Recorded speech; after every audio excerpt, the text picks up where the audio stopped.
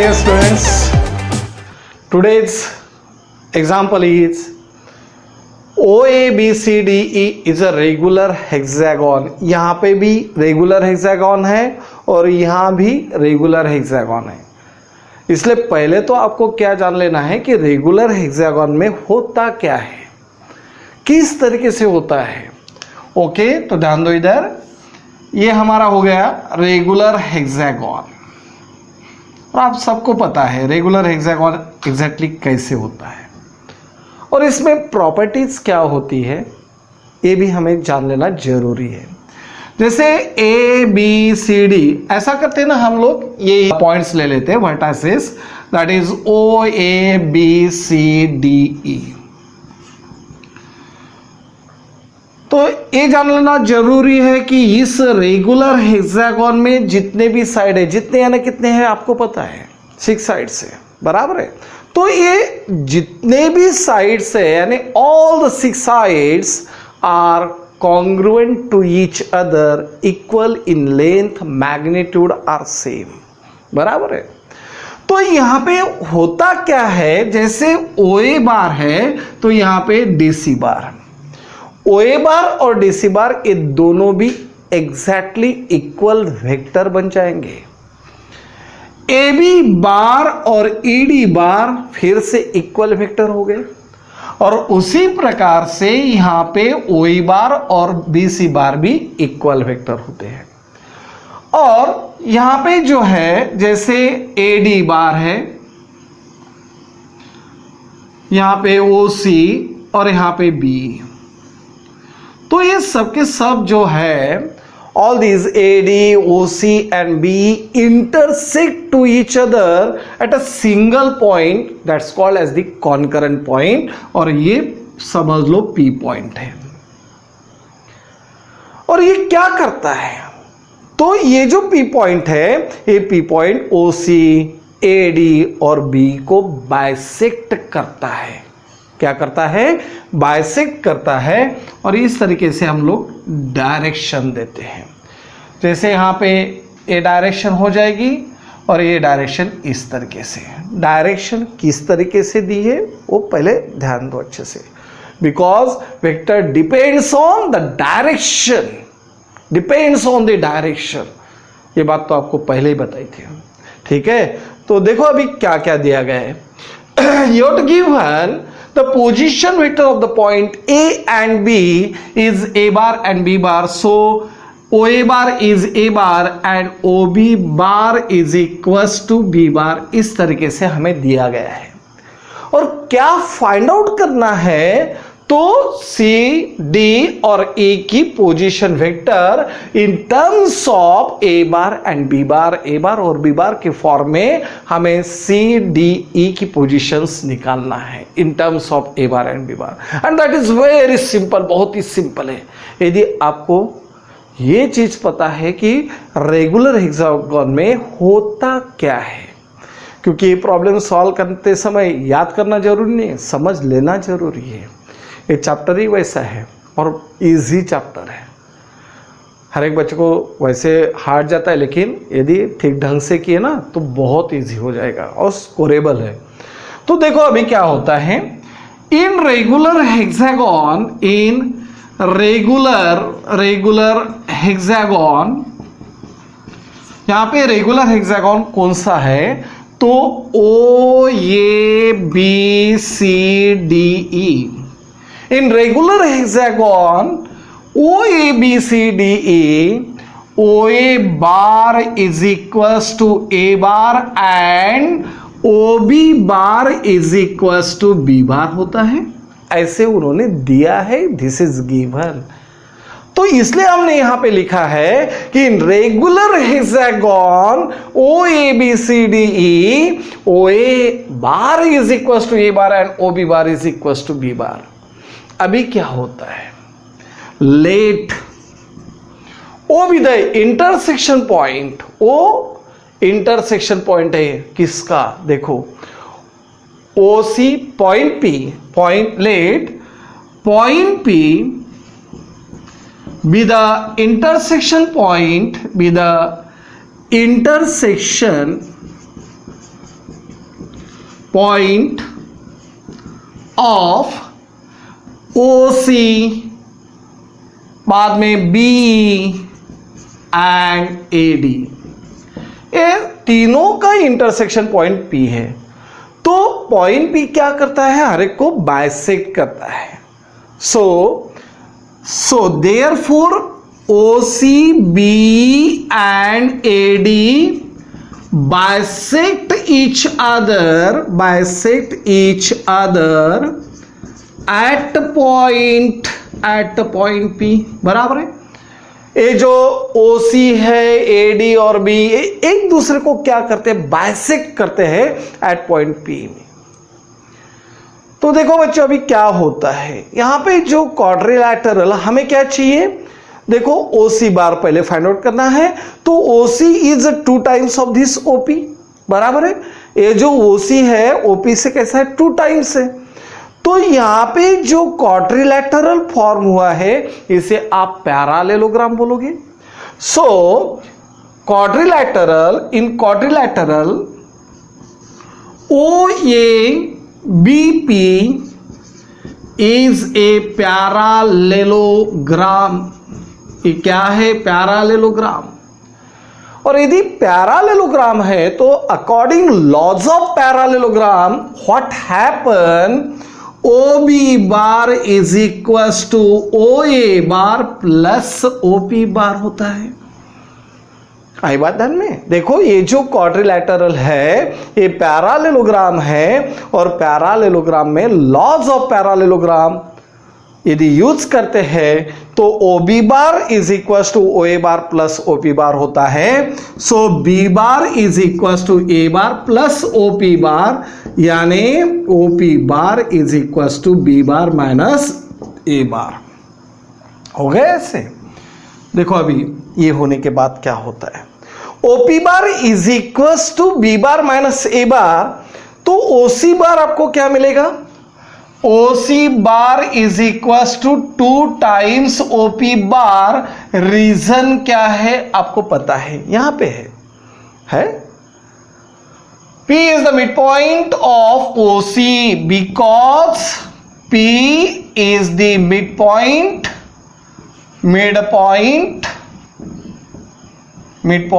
of OC.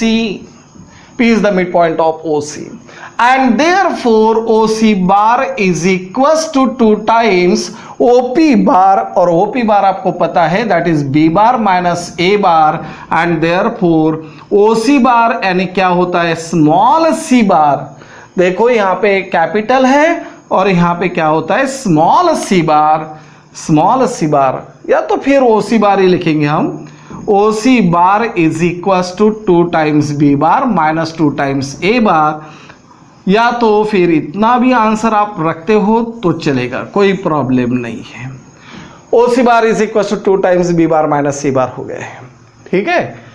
उसके बाद हमें चाहिए OD बार। देखो बच्चों अभी क्या होता है, OC बार, ये जो ट्रायंगल है OD बार यदि हमें चाहिए तो ये ट्रायंगल फॉर्म करता हूं मैं। Now in triangle OCD by using triangle law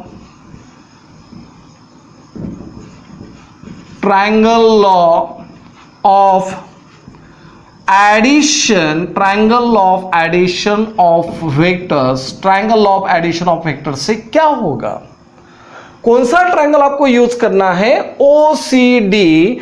तो क्या होगा यहां पे, OD bar is equal to OC bar plus CD bar हो जाएगा। यस और नो, यस।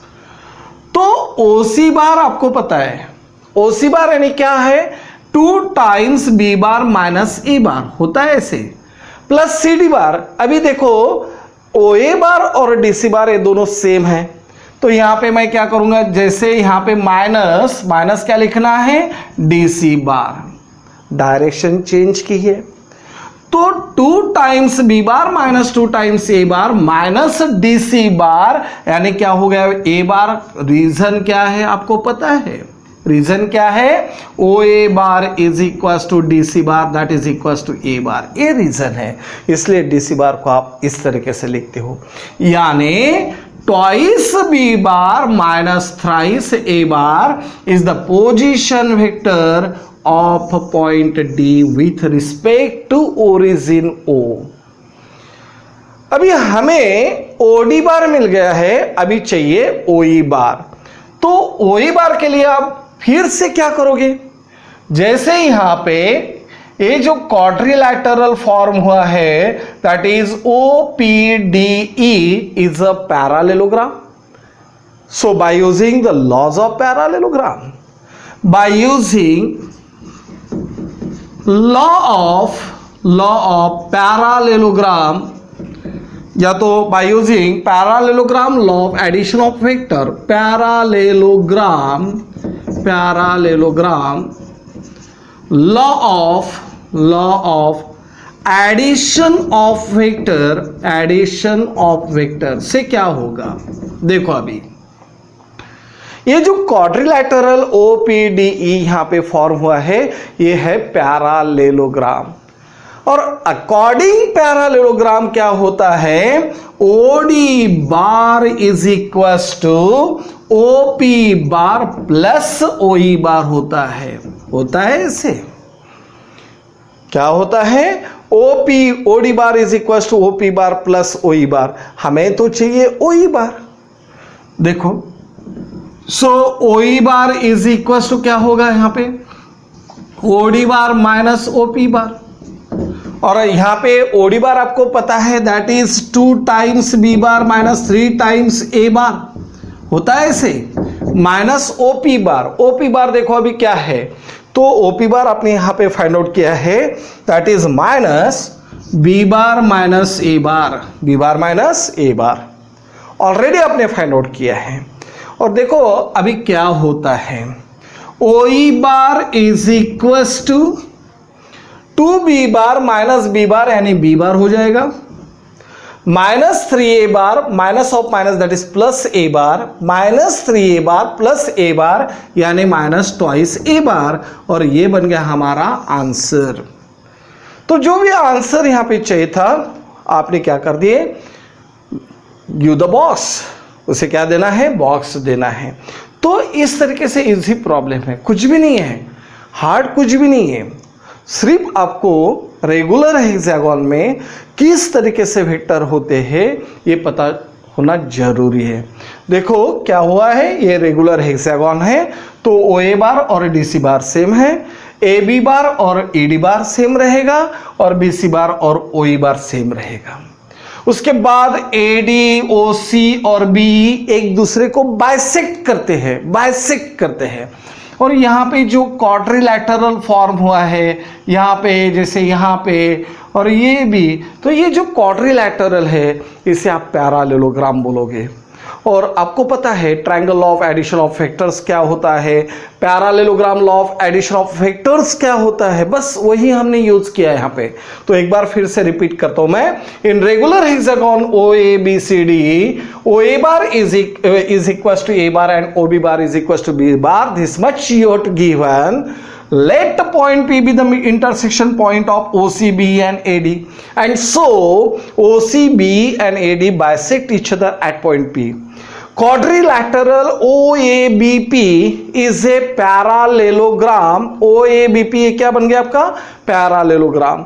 तो parallelogram law of addition of vector से क्या होगा? तो O B bar is equal to O A bar, O B bar is equal to O A bar plus O P bar हो जाएगा। तो आप इजीली यहां पे ओ पी बार को फाइंड आउट करोगे बी बार और ए बार के फॉर्म में।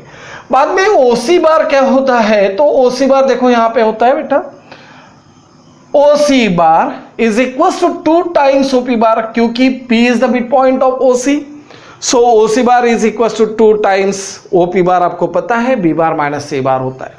Bye using triangle of addition of vector O D bar is equal to O C bar plus C D bar हो जाएगा, triangle of addition of vector.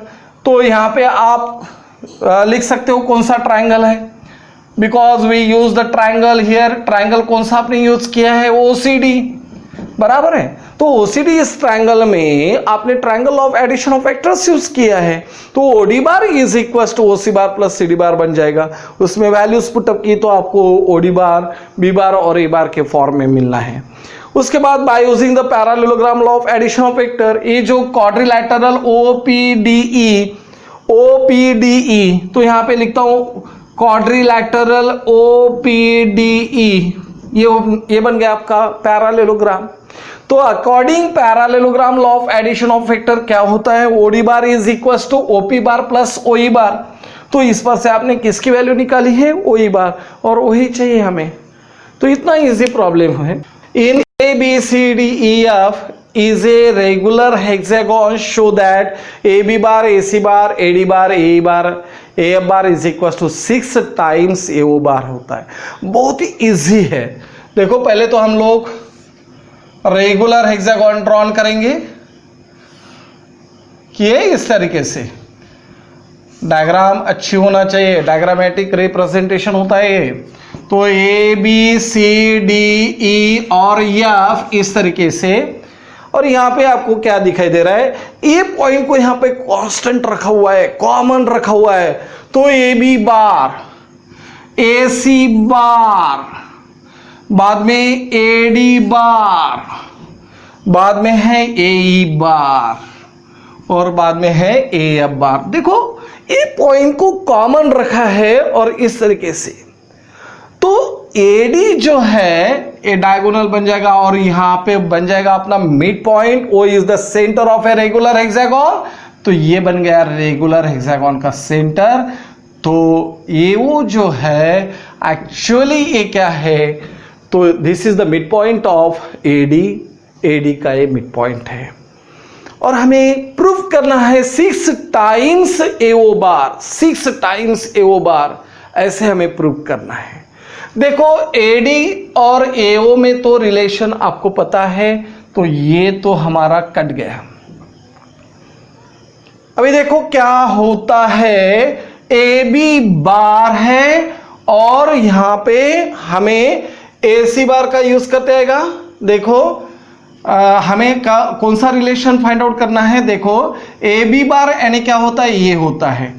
तो ए बार और AD बार ये दोनों के यदि एडिशन करोगे तो एडी बार मिल जाएगा आपको, यानी एडी बार का रिलेशन फिर से एओ बार के साथ में है। तो आपने क्या करना है, ए बी बार के साथ किसे जोड़ना है, ए बार को। देखो यहां पे ये दोनों को साथ में ले लिए। बाद में ए सी बार है और ए एफ बार बचा हुआ है। ए सी बार और ए एफ बार आपको किससे रिलेशन फाइंड आउट करना है, एडी बार से। तो यहां पे मैं ये करता हूं, ए एफ बार और सी डी बार दोनों सेम रहने वाले हैं। तो ए C bar plus C D bar यानी क्या हो गया, ए डी बार, तो रिलेशन मिल गया। यानी ए सी के साथ किसको लेना है, ए एफ बार को लेना है। तो ये पहले हमें डिजाइन करते आना चाहिए। ये जम गया, ये कब जमेगा, जब आप प्रैक्टिस करोगे। यदि आप कुंभकर्ण बड़े भाई या बहन बन जाओगे तो फिर तो होना ही नहीं है, पॉसिबल ही नहीं है, बराबर है ना। तो अभी आपको क्या करना है, यहाँ पे पहले सोना कम करना है। सोना यानी ये मार्केट वाला सोना नहीं है, हाँ, जो नींद है वो आपकी कम करना है और अच्छे से पढ़ाई करना है। तो पहले क्या कर लिए हम लोग ने, एक प्लान कर लिए। जैसा उधर एओ चाहिए तो एओ का रिलेशन एडी के साथ में है, और एडी तो ऑलरेडी यहाँ पे है तो एडी एज इट इज रख दिए। बाद में ए बी बार को देखा है तो ए बी बार और एडी बार तो बहुत लंबा लंबा हो गया है, दूर दूर हो रहा है, तो ए बी के साथ में एडी होता है। तो ये ए का रिलेशन यदि एडी के साथ में लेते हैं तो आपको एडी मिल जाएगा। तो ए बी और एडी सेम है तो ए बी का रिलेशन ए के साथ में और ए सी का रिलेशन ए एफ के साथ में। देखो यानी प्रॉब्लम सॉल्व करते समय ये चीज जरूरी होती है बच्चों। ठीक है, तो स्टार्ट करते हैं हम लोग। नाउ प्रूफ, यहां पे जो आपको दिया गया है कैसे कि A B C D E F is a regular hexagon. ये आपको रेगुलर हेक्सागोन दिया गया है। लेट, और यहां पे क्या है, O is the centre, therefore क्या बोलोगे आप, ए बी बार और ए डी बार सेम है, A B bar is equal to A D bar बन जाएगा। Second number A F bar is equal to C D bar बन जाएगा, A F bar is equal to C D bar हो जाएगा। And third number B C bar is equal to F E bar, ये तो जरूरी नहीं है तो भी हम लोग लिख देते हैं जैसा B C bar is equal to F E bar. इसे क्यों गुस्सा आना चाहिए, ऐसा नहीं करना है, लिख देते हैं, ठीक है ना बच्चों। तो अभी क्या होता है, अभी आपको कंसीडर करना है लेफ्ट हैंड साइड। क्या कंसीडर करना है, लेफ्ट हैंड साइड। उसके पहले आपको क्या दिया गया है, O is the centre of a regular hexagon, here O is the centre of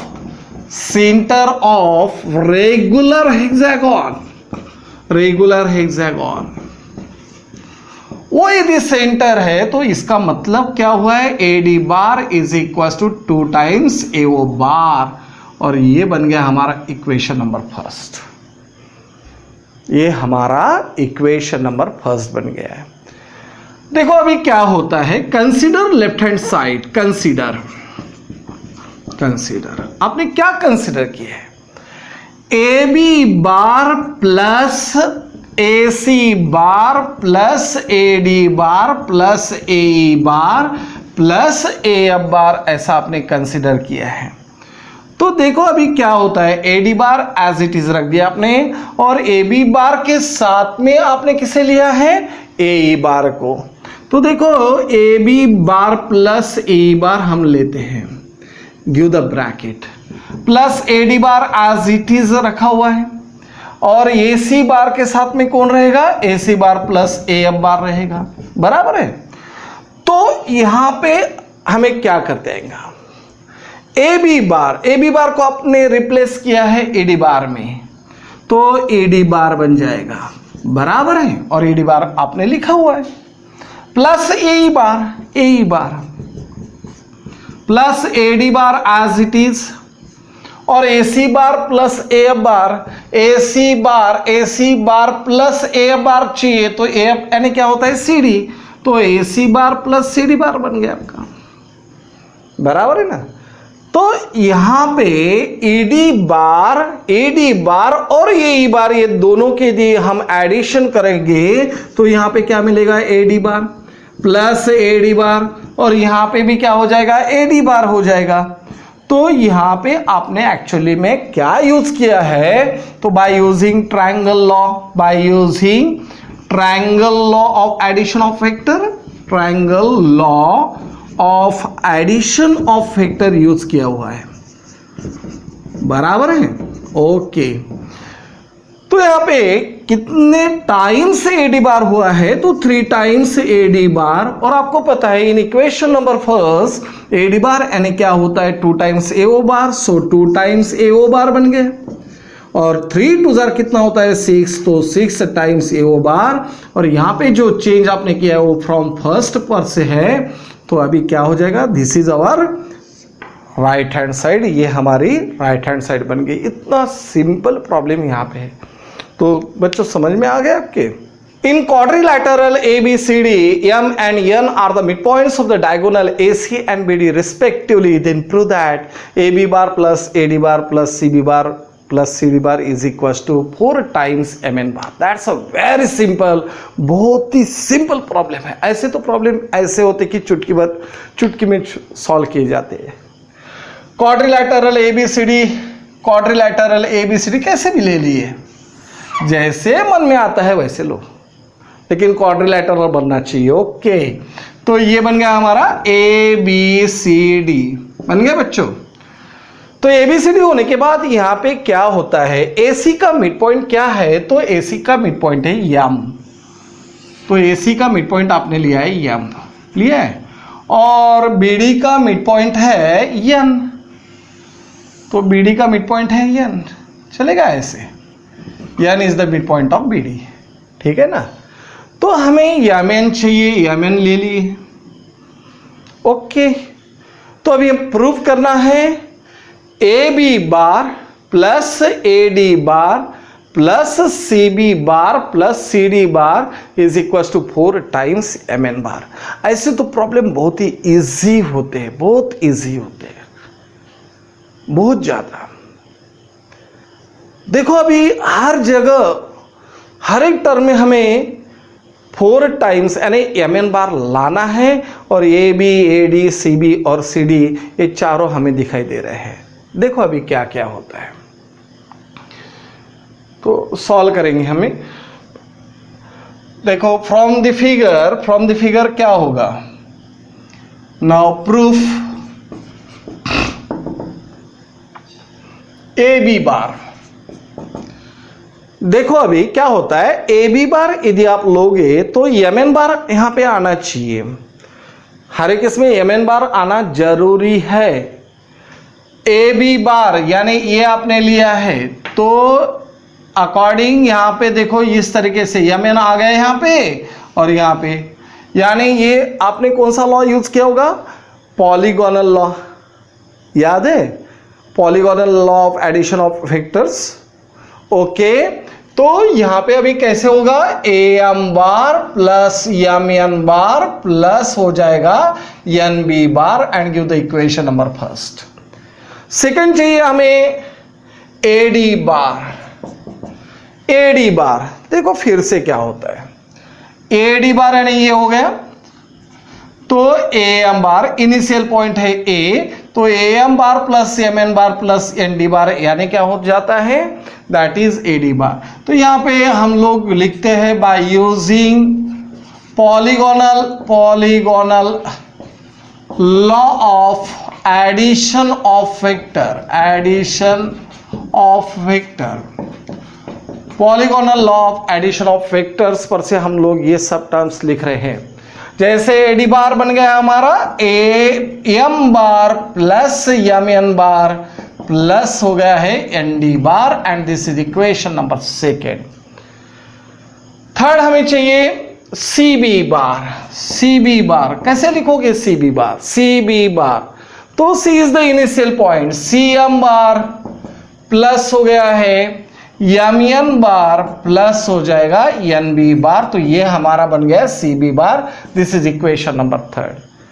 और है सी डी बार, तो सी डी बार कैसे लिखोगे आप, C D bar, C is the initial point, so C M bar plus M N bar plus क्या होगा M N बार होने के बाद देखो सी डी बार चाहिए हमें, तो C is the initial point, D is the terminal point, so CM bar plus M bar plus N D bar, तो ये बन गया हमारा N D bar, this is equation number 4। देखो बच्चों यहाँ पे ये चारों की यहाँ पे हमें एडिशन दिखाई दे रही है लेफ्ट हैंड साइड में, तो adding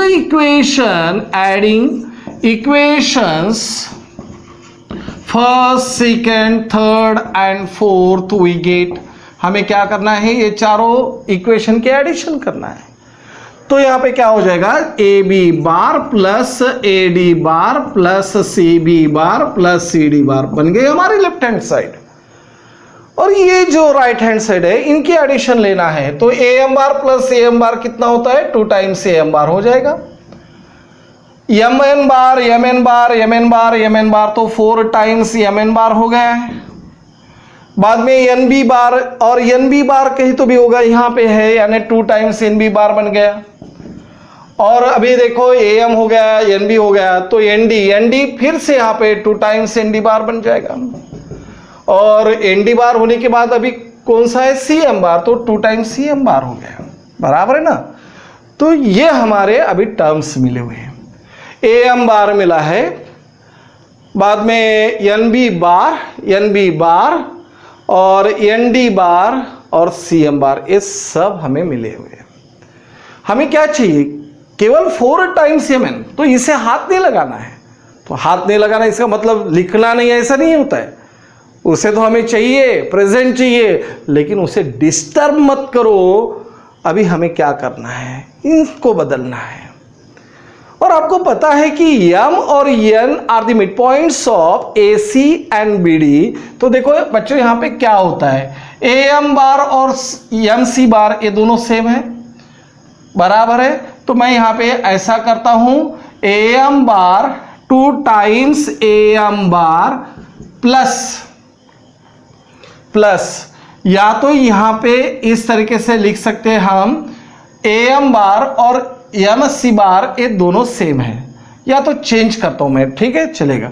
2 times AM bar as it is, 4 times MN bar as it is. यहां पे NB बार है और यहां पे क्या है ND बार है, तो यहां पे NB बार को मैं चेंज करता हूं, जैसे NB बार को मैं लिखता हूं BN बार, तो -2 टाइम्स BN बार हो गए, ठीक है। Plus 2 times ND bar as it is लिखता हूं ND बार, और 2 टाइम्स CM बार, तो CM बार को मैं लिखता हूं -2 टाइम्स MC बार, चलेगा। देखो अभी क्या होता है, 2 times AM bar plus 4 times MN bar -2 times BN bar plus 2 times ND bar. ND bar और BN bar are the equal vectors because N is the mid point, so 2 times यहां पे क्या लिखेंगे BN बार लिख सकते हैं ऐसे, और -2 टाइम्स MC बार और AM बार सेम है, तो AM बार लिखते हैं। रीजन क्या है, यहां पे रीजन आपको लिखना है, M and N are the mid points of AC and BD respectively. M and N are the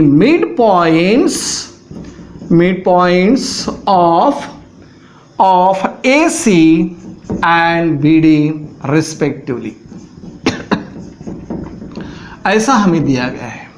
and therefore अभी देखो क्या होता है, 2 times AM bar 2 times AM bar that get cancelled, A भी कैंसिल हो गया, तो यहां पे बचा कौन 4 टाइम्स AM बार, और यही हमें क्या करना था प्रूफ। तो इस तरीके से हमें ये प्रॉब्लम सॉल्व करना है, ओके। और इसके ऊपर जो प्रॉब्लम्स होंगे मिसलिनियस में वगैरह, तो वो भी सॉल्व करके देखना है, और जैसे जैसे हम लोग प्रॉब्लम्स ले रहे हैं वैसे वैसे आपने टिक मार्क करते रहना है। देखो अभी 5.1 एक्सरसाइज के पहले के जो सॉल्व प्रॉब्लम है ये हमारे कंप्लीट हो चुके हैं, और एक्सरसाइज नंबर 5.1 कल के लेक्चर में हमारा पूरा कंप्लीट हो जाएगा, ये बात ध्यान में रखो, और बाद में फिर हम लोग 5.1 के आगे चलेंगे। तो हमें स्टेप बाय स्टेप पढ़ाई करना है, उसमें आप जमा करके मत रखो, नहीं करेंगे बहुत टाइम है, कुछ भी टाइम नहीं है, सिलेबस बहुत बड़ा है। हाँ बार बार कह रहा हूँ मैं, देखो लॉकडाउन खुलने के बाद, और एक बात ध्यान में रखना है बच्चों, पूरे परतवाड़ा के अंदर में ट्यूशंस क्लासेस नहीं चलेंगे, दीपावली तक परमिशन ही मिलने वाली नहीं है, तो भी अपने क्लासेस चलने हैं। हम तुरंत आपकी एडजस्टमेंट जितना भी गवर्नमेंट नॉर्म्स है वो सब नॉर्म्स कंप्लीट करके ट्यूशन स्टार्ट करने वाले हैं। वो लेवल पे हमने ट्राई करना चालू कर दिया है, यानी उस लेवल से हम लोग चालू है, कांटेक्ट चालू है बहुत सारे। तो ये बात ध्यान में रखना है बच्चों कि हम अपनी जो ट्यूशन है जल्दी से जल्दी स्टार्ट हो जाएगी, सबसे पहले स्टार्ट हो जाएगी, और पूरा नियम जो है, जो भी गवर्नमेंट लगाएंगे नॉर्म्स लगाएंगे वो सब क्लियर करेंगे, ठीक है। लेकिन आपकी पढ़ाई होना चाहिए, और जिस दिन क्लास रहेगा, क्लासरूम स्टार्ट हो जाएगी, उस दिन ध्यान में रखना है कि हर एक सब्जेक्ट का बोल रहा हूँ मैं, एक सब्जेक्ट के बारे में नहीं बोल रहा हूँ। जैसे बायो है, केमिस्ट्री है, फिजिक्स है और मैथ, ये चारों सब्जेक्ट के, और इंग्लिश भी स्टार्ट हुआ है आपका, तो ये सब के सब सब्जेक्ट के मुझे असाइनमेंट कंप्लीट चाहिए आपके रजिस्टर में। मेरे जैसा एक मैथमेटिकल लॉजिक कंप्लीट हो चुका है, उसके बाद वेक्टर चैप्टर चालू है, वेक्टर्स के भी जितने एक्सरसाइज कंप्लीट होते हैं वो सब आपके रजिस्टर में रेगुलरली चाहिए। कब किसको व्हाट्सएप पे होमवर्क जो किया हुआ है, असाइनमेंट जो कंप्लीट किया वो डालने के लिए बोलूँगा, ये पता नहीं चलेगा, कभी भी बोल सकता हूँ मैं, और ये प्रोसीजर मैं स्टार्ट कर रहा हूँ अभी, ठीक है। तो चलो अच्छे से पढ़ाई करो, घर में रहो और सुरक्षित रहो।